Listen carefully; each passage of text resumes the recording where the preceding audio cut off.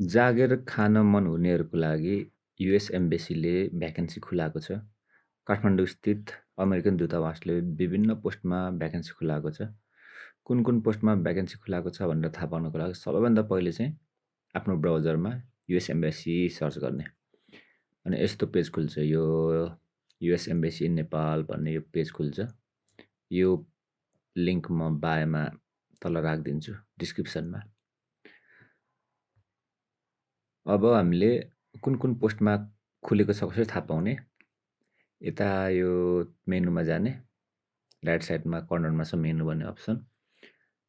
अनि यहाँ तल हेर्दै जाने, यहाँनिर विभिन्न अप्सनहरू छ जसमध्ये जब अपर्च्युनिटीमा क्लिक गर्ने। जब अपर्च्युनिटीमा क्लिक गरे पछाडि यस्तो खालको पेज खुल्छ है। यो पेज खुल्छ, अथवा म क्लिक गरेर यहाँ देखाउँछु। यस्तो पेज खुल्यो। अनि जब अपर्च्युनिटिज भनेर यहाँ यो अप्सन छ, यसमा क्लिक गर्ने।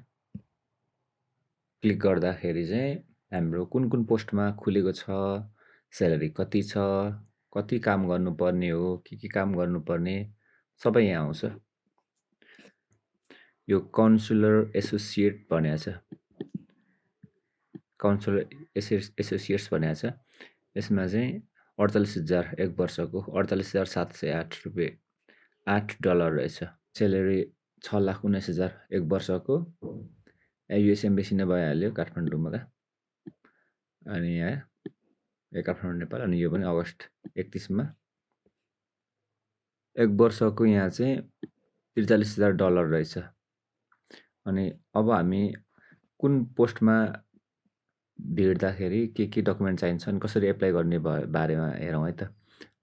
काउन्सिलर एसोसिएट्समा क्लिक गरौँ। कसरी एप्लाई गर्ने, के चाहिन्छ सबै देखाएको छ। How to apply to this vacancy भनेर तपाईँले यदि भ्याकेन्सी एप्लाई गर्न चाहनुहुन्छ भने यहाँ क्लिक गर्ने। या एप्लाई टु दिस भ्याकेन्सी भन्ने अप्सनमा क्लिक गर्ने।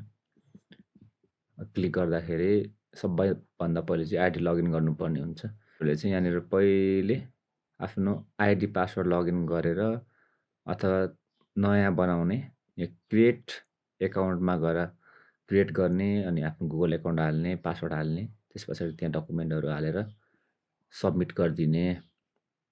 सबमिट गरे पछाडि यहाँबाट एप्लाई गरेको मात्रै एक्सेप्ट गर्छ है त। एप्लाई गर्ने तरिका आएन भने यहाँ कसरी एप्लाई गर्ने भनेर सिकाएको पनि छ। सबभन्दा मुनि जाने, सबसे मुनि, अनि यहाँ छ for an instructional video on how to apply भनेर यहाँनिर छ। यहाँ क्लिक गऱ्यो भने चाहिँ युट्युबमा जान्छ यो लिङ्क, अनि भिडियोमा सिकाउँछ कसरी एप्लाई गर्ने, के हालेर एप्लाई गर्ने भनेर यहाँबाट डिटेल्स सिकाउँछ। अब हामीलाई चाहियो डकुमेन्ट के चाहिन्छ भनेर। नेपाली नागरिक 12 पास गरेको प्रायः सबले भर्न मिल्छ। क्वालिफिकेसन इभ्यालुएसन भनेर यहाँ छ। ड्युटिज छ। यहाँ धेरै पोस्टहरू छ। सबै पोस्टहरूको बारेमा प्रायः यस्तै नै हो हेर्ने तरिका। हामी यो एउटा पोस्टको बारेमा चाहिँ हेरौँ है त। यो पोस्ट हायरिङ गर्ने एजेन्सी युएस एम्बेसी भइहाल्यो। पोजिसन टाइटल चाहिँ हाम्रो काउन्सिलर एसोसिएट भयो।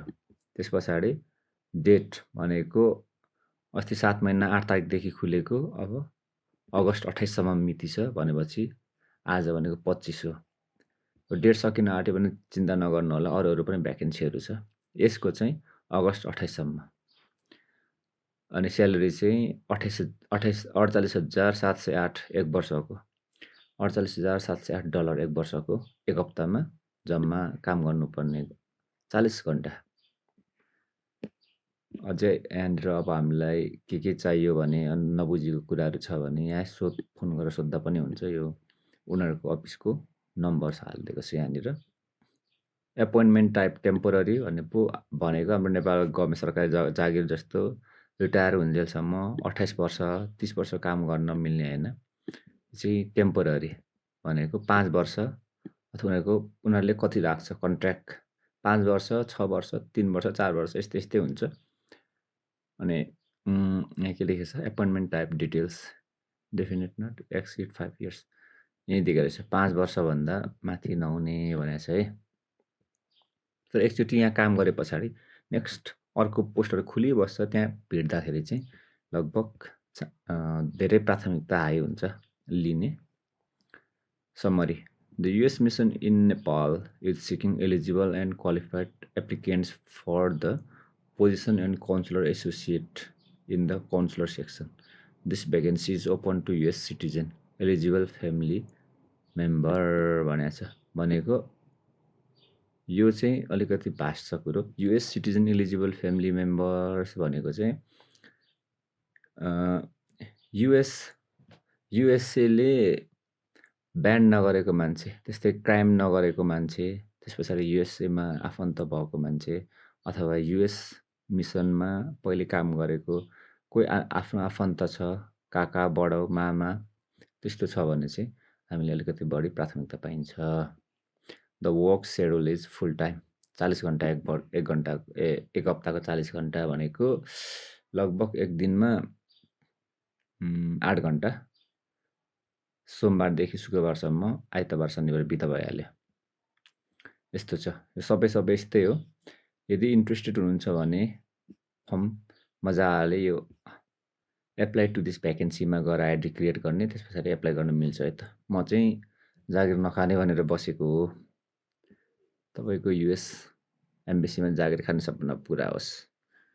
धन्यवाद।